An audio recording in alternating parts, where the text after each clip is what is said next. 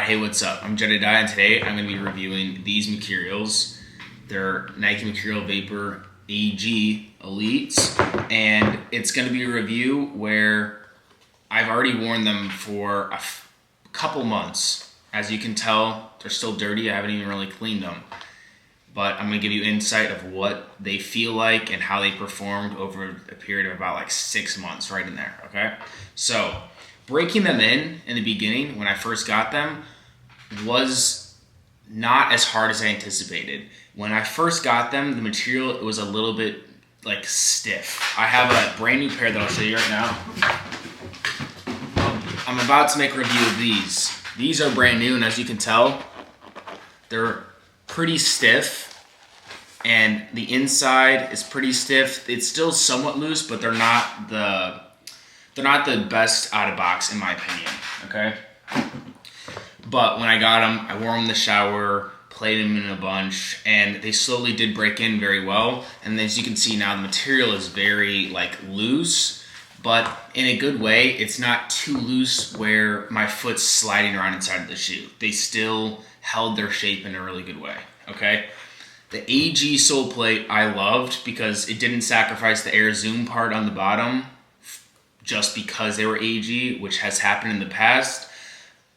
After a while, you start to not really notice the air zoom, and it's not something that you're like, oh my goodness, I am able to run so much faster in these or anything like that. But in the beginning, it does feel cool. So that's one thing to think about.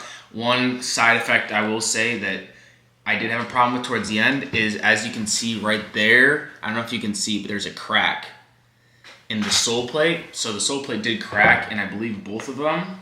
Here's a little more obvious one right there. I don't know if you can see that. I will still wear these, and I can't tell, but it's kind of something in the back of my mind that I feel like is a problem.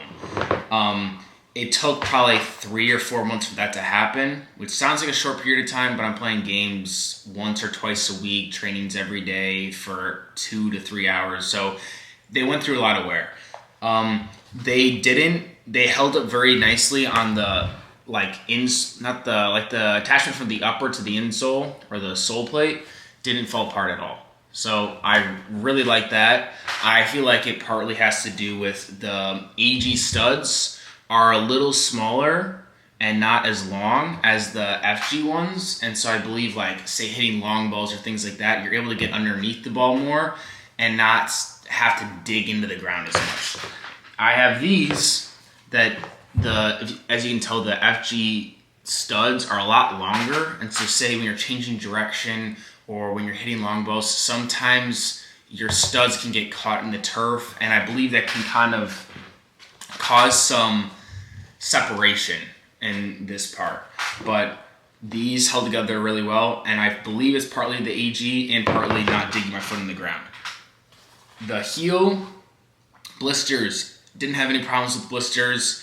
It took about probably a week and a half to break them in, and that's with alternating from a pair that I already had with this pair. So at trainings, I would wear these for the first 30 minutes, and then I would switch these out for another pair that I'd already been wearing and slowly broke them in. So I never had problems with blisters at all. This part was probably one of my favorite parts of the shoe, which is the tongue and how it's a one-piece upper, which I love. And it is tight enough where you don't have to be lacing them like a ton. Say, for instance, these ones, the tongue, you need to lace them. If you don't lace them, it's going to fall off, or you're probably going to maybe possibly hurt your ankle. These, you still probably should tie them, but for me, if you get the right size, they fit really snugly, and I love that. The sizing, I think, fits really good. It's a tricky thing to figure out your size, and one of the tips I have is if you go on like soccer.com, or if you basically just look at the inside, look at the UK size, the US size, the Euro size, and the centimeters, and you can compare. So find a pair of shoes that you loved that fits you really good, and then try to find out what the UK size is, the US size, and the Euro size, and the centimeter size, and you can compare all those sizes and match them up with the new pair of shoes you want to try. That's something I've used, and so I used US size 7 in these, and they fit perfectly, and I love them. And I've been getting all the newer ones in size 7, so they're still fitting the same. So I would say they're true to size, but it kind of depends on you. And yes, so I really love these. I love the colorway. One complaint I do have with the colors is I kind of like the idea of having the heel or the whole sole plate being the same color. It kind of bugs me that the front part's green and the bottom part's black. I don't know, that's just annoying for me. But I love the swoosh on the side like this. The swoosh across like this isn't bad, but I like this a lot. And it's kind of a clean look when you're looking down on top of it. So yeah, I'm going to review some other shoes, but these were great.